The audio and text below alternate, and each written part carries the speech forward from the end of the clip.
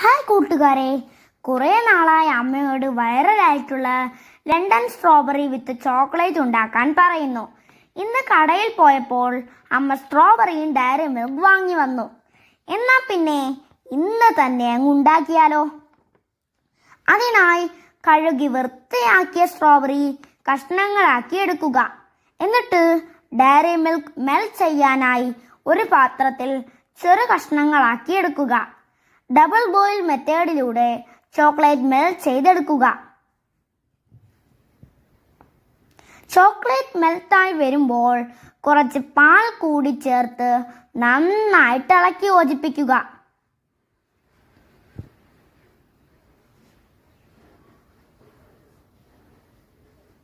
ദാ നമ്മുടെ ചോക്ലേറ്റ് തയ്യാറായിട്ടുണ്ട്.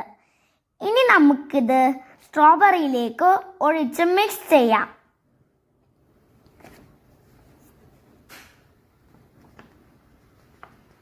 കൊതി മൂത്തിട്ട് ആർക്കും കൊടുക്കാതെ ഞാൻ തന്നെ ആദ്യം കഴിച്ചു.